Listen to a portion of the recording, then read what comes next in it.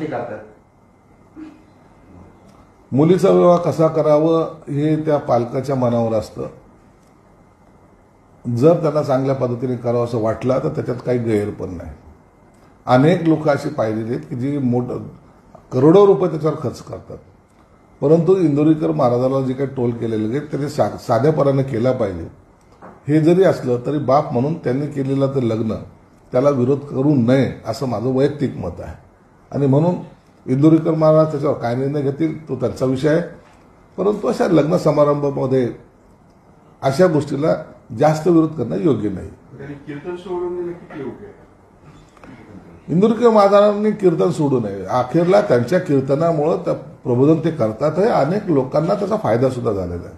अनेक लोक मी पाहिलेत की ज्यांनी त्यांच्या सांगण्यावरून किंवा त्यांच्या कीर्तनाने प्रभावित होऊन व्यसनापासून दूर होणे किंवा इतर कामं यामध्ये त्यांनी स्वतःला त्यांच्या बरोबर जोडले गेलेले आहेत. म्हणून त्यांनी कीर्तन सोडू नये असं आमचा आग्रह राहील. कशासाठी करतात?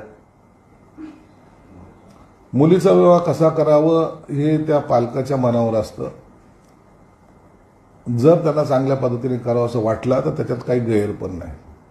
अनेक लोक अशी पाहिलेली आहेत की जी करोडो रुपये त्याच्यावर खर्च करतात, परंतु इंदोरीकर महाराजाला जे काही टोल केलेले आहेत त्यांनी साध्यापणाने केला पाहिजे.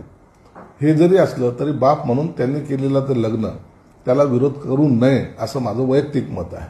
आणि म्हणून इंदोरीकर महाराज त्याच्यावर काय निर्णय घेतील तो त्यांचा विषय आहे, परंतु अशा लग्न समारंभामध्ये अशा गोष्टीला जास्त विरोध करणं योग्य नाही. कीर्तन सोडून दिलं किती योग्य आहे? इंदोरीकर महाराजांनी कीर्तन सोडू नये. अखेरला त्यांच्या कीर्तनामुळे प्रबोधन ते करतात हे अनेक लोकांना त्याचा फायदा सुद्धा झालेला आहे.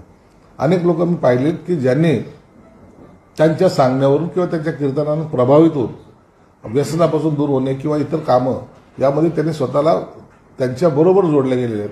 म्हणून त्यांनी कीर्तन सोडू नये असं आमचा आग्रह राहील.